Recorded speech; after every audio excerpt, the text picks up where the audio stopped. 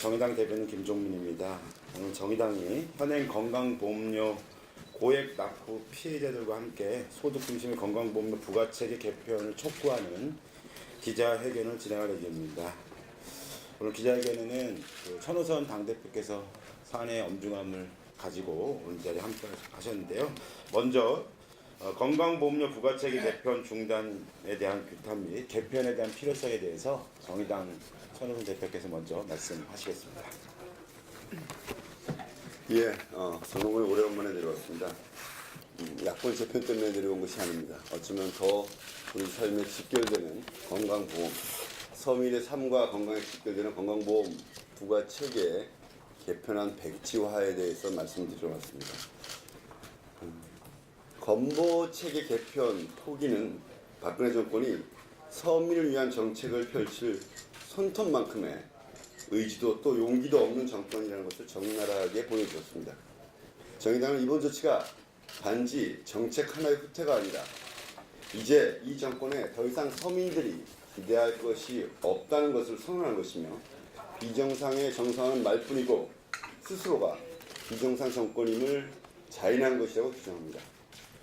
이번 건보체계 개편으로 보험료가 더 늘어날 가입자들은 45만 명 수준이었습니다. 여러분들 잘 아시겠습니다만 근로소득 말고도 금융소득이나 연금소득 같은 또 다른 소득이 있거나 피부양자라는 이유로 종합소득이 있으면서도 보험료를 내지 않고 있던 고소득층이 대부분이었습니다.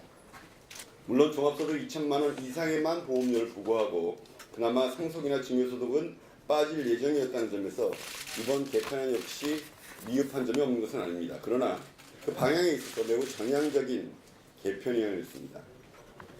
지역가입자 1,500만 중 1,000만 명이 정당한 구제 혜택을 받게 되어 있었습니다. 그럼에도 불구하고 정부는 45만 명 고소득층의 부담이 늘어난다는 이유로 개편안을 아예 백지화해버렸습니다. 기획단에서 제시한 개편안을 부담스러워하다가 결국에는 연말 정산 파동을 빌미삼아 아예 백지화해버린 것입니다.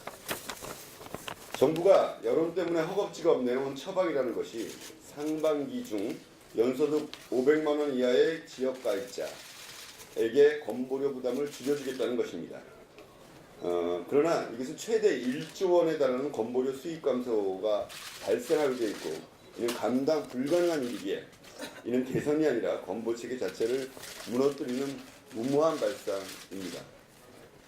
이번 파동의 배후에는 곤두박질 치는 지지율에 당황한 청와대와 새누리당이 그 배후에 있습니다.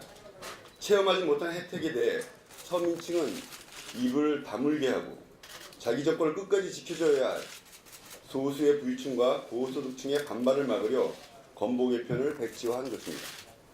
박근혜 정권은 갈팡질팡하면서 최소한의 국가 운영 능력도 상실해가고 있고 결국에는 서민 무시 정권의 본질을 있는 그대로 드러낸 것입니다. 우리 정의당은 오늘 매우 비상한 각오로 이 자리에 섰습니다. 이 기자회견을 또 준비했습니다. 비정상적인 건보료 부가체계를 그대로 유지하려는 것이야말로 대통령이 말하는 적폐 중의 적폐입니다. 오늘 그 적폐로 고통받고 있는 분들이 직접 질문하기 위해 나오셨습니다. 오늘의 증언들은 바로 서민 여러분의 현실입니다. 우리는 정부가 소득 중심 건보체계 개편을 원안대로 재추진할 것을 엄중히 요구합니다.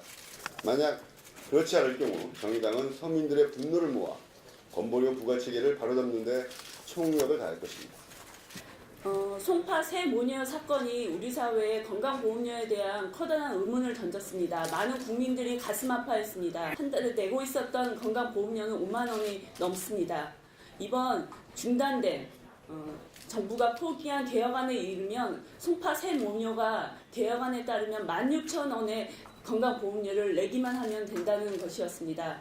너무나 안타까운 현실입니다. 여성 1인 가구 그리고 40, 50대 여성 가장들이 건강보험료로 인한 부담을 엄청나게 지고 있습니다. 예, 저는 노년유니온 부위원장 김병국입니다. 저희 조합원 중에 조그마한 집 한 칸 가지고 있다고 70이 넘은 노 부부가 사는데 의료보험료가 13만 5천 원이라는 게 이게 말이 되는 소리입니까?